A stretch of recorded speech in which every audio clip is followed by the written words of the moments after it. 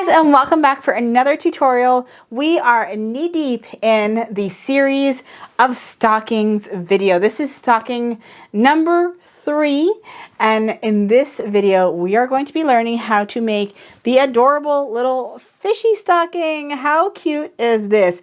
This one is going to be for your feline friend or somebody who just likes fish. You know, kids are weird these days and you never know, right? How adorable is this? It almost looks like a little fishy cracker, but I love this one. I feel like you could put an eyeball in it. You could decorate it. You could put a bow on it. You could even do embroidery or applique or HTV vinyl with your pet's name. I am obsessed. This one, of course, is going to go to my little kitty cat this holiday season. I say little, but she's like 24-pound Maine Coon, so anyways, but this pattern is located over at my Etsy shop. It comes in 3 different sizes, so whether you like to buy a lot of presents for your fur baby or a little bit, we have you covered with whatever size you want. So before we jump into the tutorial, we are going to go over the other stockings that I have for you so that you can check them out. But if at any point you want to just jump to the actual tutorial, there is chapters which are along the timeline. You can go ahead and skip ahead and get to sewing. Now, on the theme of fur babies, I do also have the beautiful bone stocking. Of course, this one's primarily for your puppies, but you know, I have a dog and I have a cat, so I have to have one of each, of course. But if you're not sure about somebody, maybe they have fur babies, or maybe you're just like want to be neutral because sometimes you have a cat, sometimes you have a dog, we have the adorable little toe bean stocking. This is a toe bean paw stocking. Can be used for anything, a cat or a dog, because they both have paws, and it is super cute. Now, I know it might look a little intimidating because it does have some applique on the front, but just know that I always cater to my beginner audience, and I will show you and walk you through step by step how to apply these adorable little paw pads and toes. Adorable. I love these so much. So these are all the pet stockings, but of course, you know, not everybody has just fur babies. Some people actually have real babies. So we need to obviously have a beautiful stocking pattern as well. So of course we have your standard stocking here. I love the shape of this stocking. I went through so many different shapes and I really think this one, I mean, I drew it myself, so I'm very impressed. But the great thing about this stocking is it's the only one you're ever going to need to buy because it has 3 different sizes and 3 different cuff variation. So this is your standard cuff. You can make it with fur or Sherpa and any other fabric. But then you can have some more fun, and we have a pointed cuff. Kind of gives you that little elfish vibe. I love this one. And then the most trending one right now, you can find it on Pottery Barn, Anthropology, all of the really expensive places, is the scalloped edge. How cute is that? These are actually going to be my favorite. I am making one for everyone in my family, and I am going to be embroidering it. I don't know how because I don't have an embroidery machine, but I will find a way. How cute is that? I love them. So I hope that you check out any of these patterns.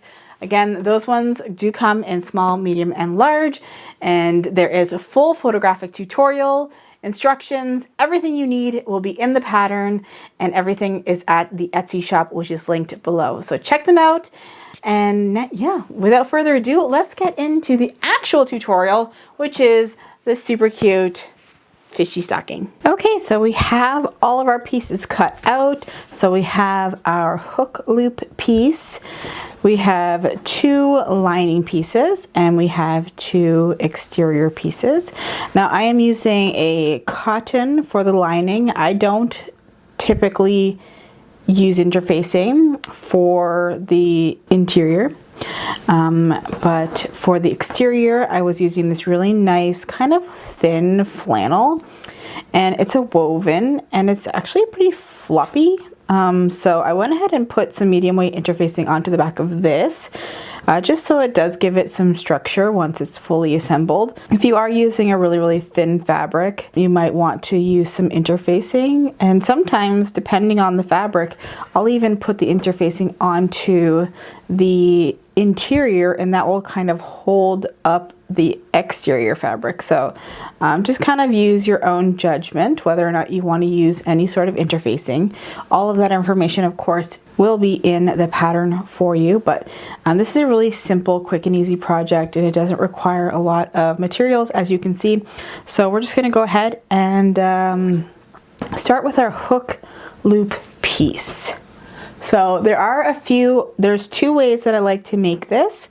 The first way is I'm going to place it with the right sides together, and I will clip, and we're just going to sew a 3/8 of an inch seam allowance right down the raw edge. I'm going to go ahead and insert another clip, and it's going to be showing you how to make it in a second way. It's going to be a different fabric, but it will still give you the idea of how to make it in that other way. The reason why is because depending on the fabric that you choose, like I said, this is a thinner fabric, so I am able to flip this right sides out once I make it into a tube. But if you have a fabric such as maybe a denim or something heavyweight that you're not able to flip in that way, then you're going to want to use the second method.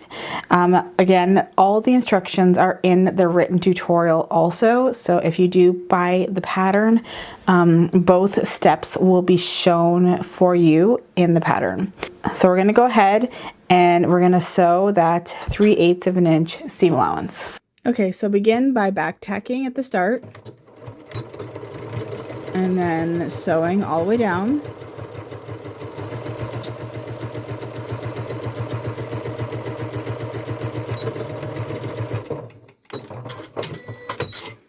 And just like that.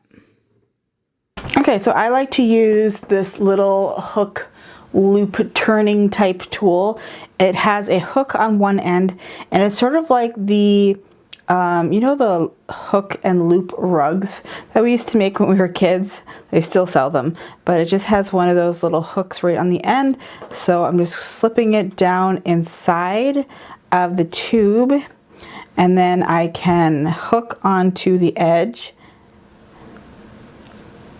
and then I'm just going to pull my fabric, trying not to unhook myself. I like to get it like kind of hooked into the fabric.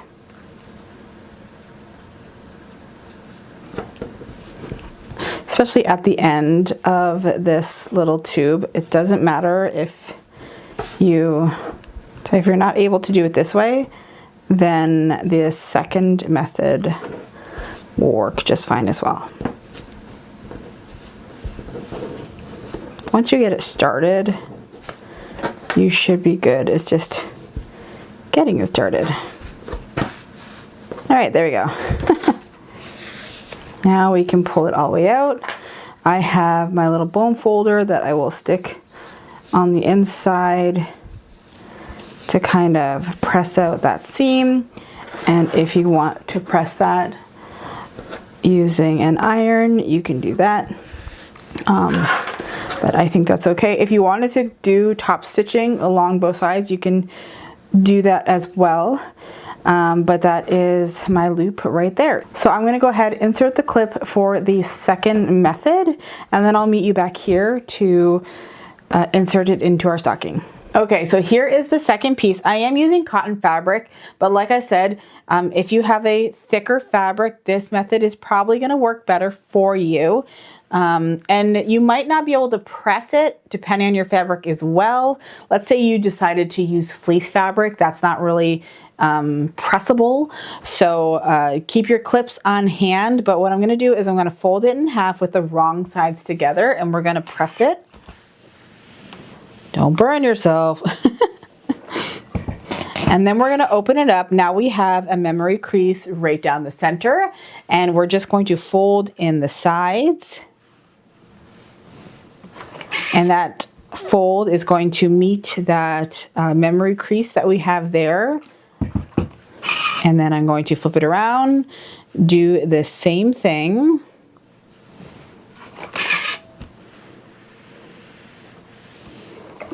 And then I like to fold it in half again. And this is kind of like making bias binding. So if you've ever done that before, that's essentially what we're doing. So if you're able to press it, that's great. If not, then I would do all the folds very carefully and then just kind of clip it and it'll stay. That's what I did with my fleece fabric, and that was fine. But just know that fleece fabric is really thick. So when you do actually go to put it in your stocking, it's going to be super thick. So once you have that all done, then we're just going to do a top stitch down both sides, and then that's going to create our little hook loop. Okay, so now we have our stocking pieces, and I'm going to go ahead and show you first that on the back of my stocking, I want to mark. So I have my pattern piece here. I want to mark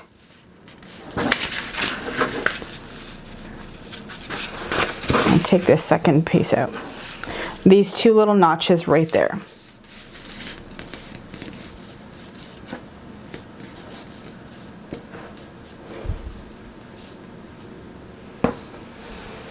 And I'm just going to use a Crayola marker. Doesn't have to be anything too fancy. And this is the marking for the opening of our stocking. So you only really need it on one side because we're going to put the stocking with the right sides together. And then if you just sew from the side that has the notches, then that's all you need to worry about. So I'm going to get my pins and I'm going to pin around.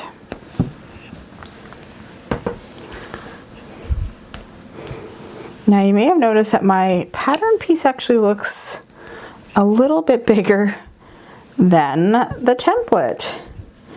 And this is a great thing. I'm glad that I was able to capture this in the video because this might happen to you.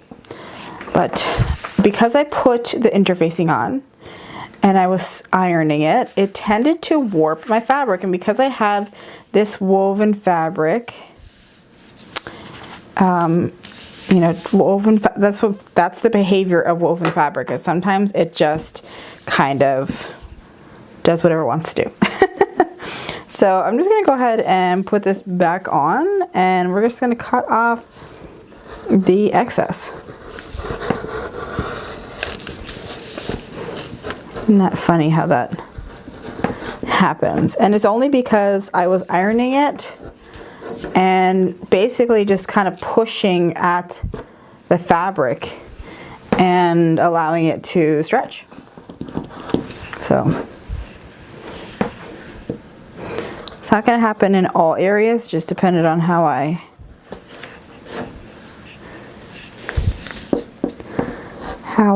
ironed it,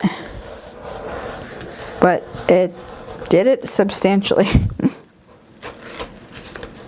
Okay, so because that happened, if you want to put the interfacing onto the back of your fabric first and then cut out your template, you can do that too. That will kind of prevent that from happening because the interfacing actually prevents the fabric from stretching and warping. So hopefully and you can kind of see how there's a little bit of waviness in my checkers. I'm not too worried about this, but it's something just keep in mind depending on what fabric you do choose. And now I'm going to take my little hook loop and we are going to fold it in half. So it doesn't matter which side you put this on because I don't have a face to this stocking. So if you want it to hang a certain way, it doesn't matter. Because if you were to decorate this stocking afterwards, maybe put a bow on it or something like that, you might want to kind of hang it up and see what side you want to have the bow on, just so that this hangs the same as the rest of your stocking. So if you have several stockings, the family stockings, and you want them all to hang the same way, like this, the same direction, then you know, keep that in mind when you are finished making your little fishy stocking. Okay, so now that I've done that, I am going to grab my lining fabric, and I'm going to put this with the right sides together also. Now for this lining, I am going to, again, mark the opening of the stocking. And then we're also going to mark a spot on the stocking where we're going to flip the stocking right sides out. So I'm just going to say, like, you know, a little 3-inch gap here. I'm just marking it so that I can remember when I do go to sew it that we're not going to sew this area, because we're going to use that for turning later on. But we're going to go ahead and pin this right sides together. Okay, so when we sew these, we're sewing all the way around except for the opening of the stocking, and in the lining we're also going to be leaving that gap here. Okay, so we're going to start at the first stocking opening notch, and make sure you lock off your stitches, and then we're going to work around. Again, we're using that 3/8 of an inch seam allowance, sewing over top of the little hook loop there, and then we're going to continue on.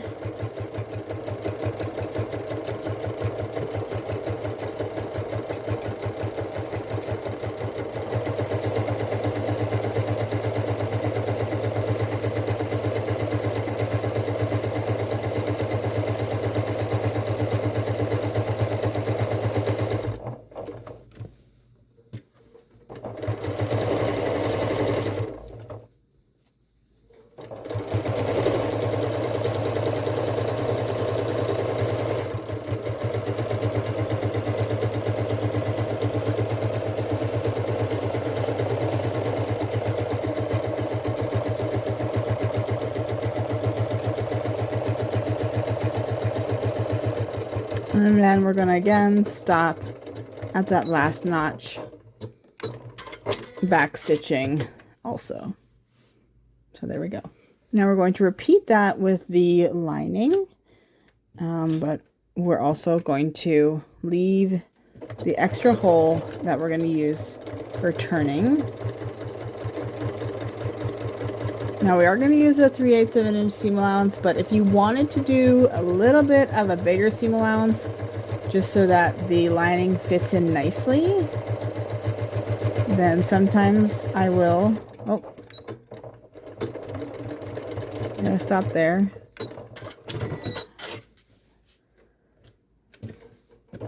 And continue on. But I would just kind of taper it. So at the beginning, I would still have it at 3/8.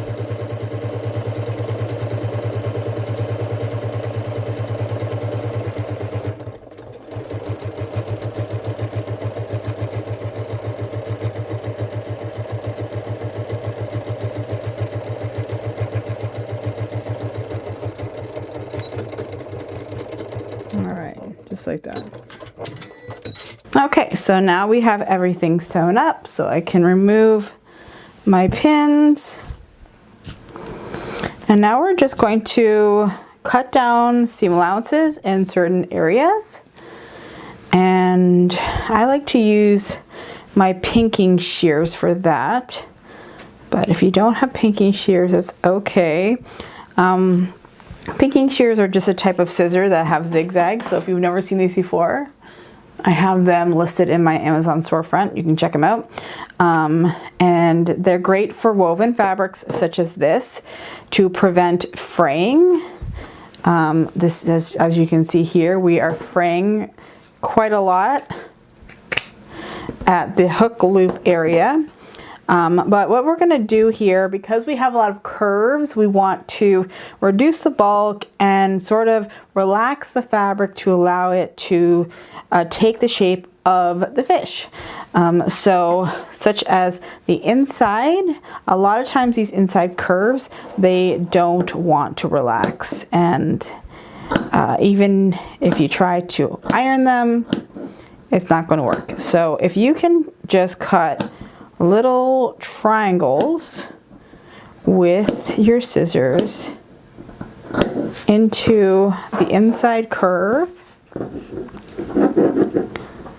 of the exterior, and do not cut your stitches. And this is just going to help that fabric relax, and when you flip it right sides out, then it will be nice and flat there.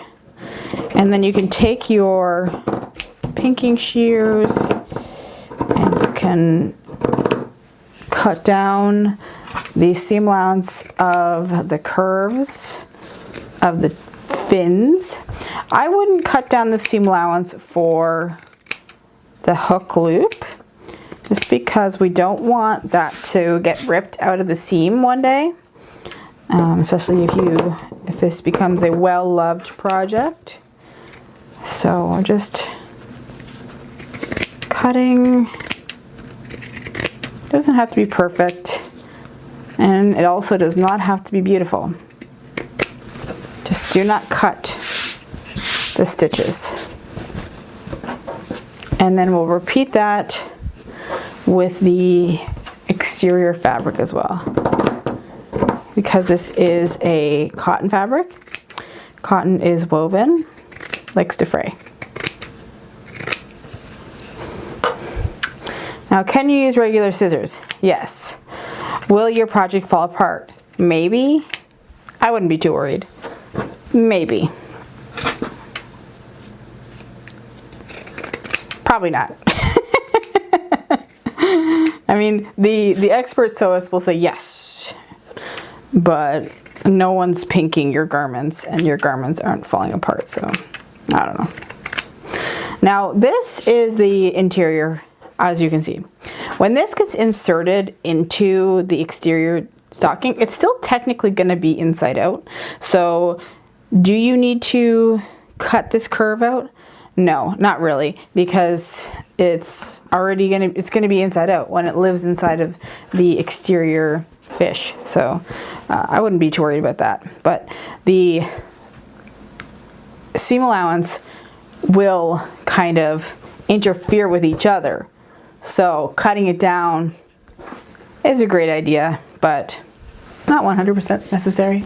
So I'm going to go ahead and take my exterior fish, and we're going to flip it right sides out, and using a bone folder or a chopstick. I like to use like really thick knitting needles, which I have one and I don't know where it is. But I use my Martha Stewart bone folder I've had for years and years and years. It has like this rounded, soft edge and then a sharper edge for like poking. So I use that, and we're just kind of pushing out the seam.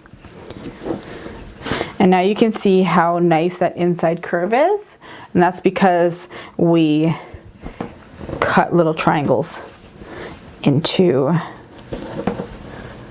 that part of the fin. Okay, so now if you want to give it a press, you can. This fabric is doing really well with the poking tools, so not too worried about that. Now we're going to go ahead and take the exterior and we're going to put it inside of the interior. So just kind of fold it up. It doesn't need to be put inside of it perfectly. We just want to get it in as much as we can.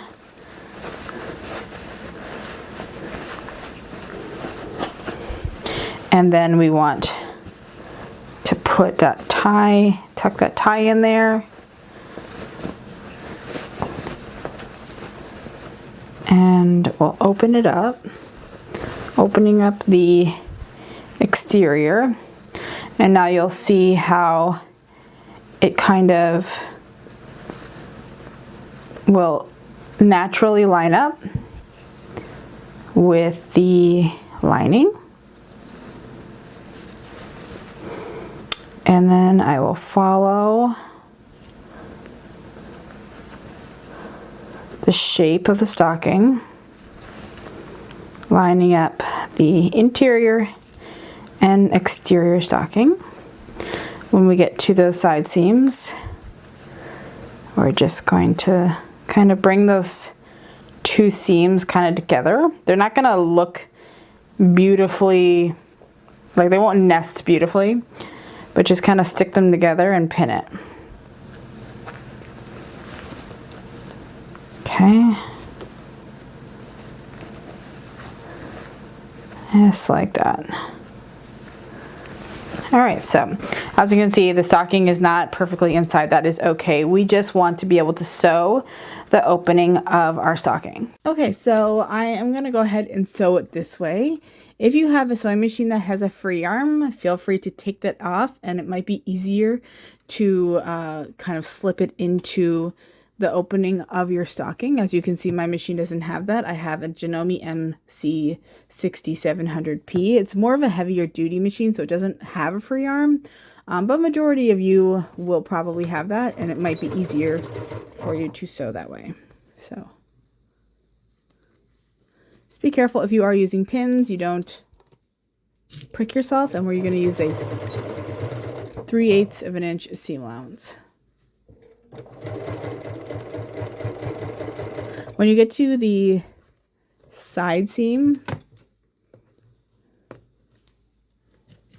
I just want you to sew right up to the stitches, just right in front of it.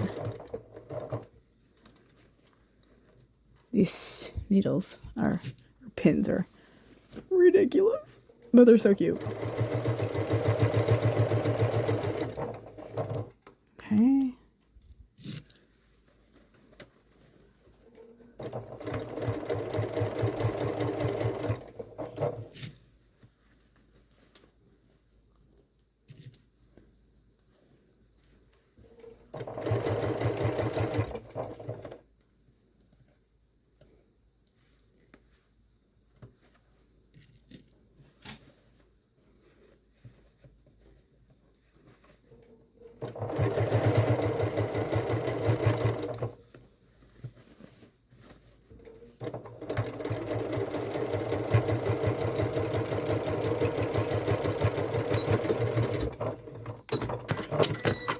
Okay, so now we have the opening of our stocking sewn.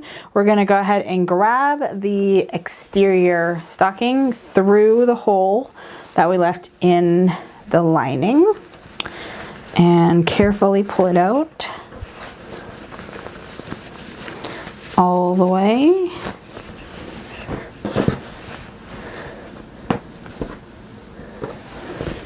And I like to just inspect it, make sure that I caught all of my fabric. You can take your lining and drop it on in the inside of your fishy stocking. Make sure that it drops in nicely.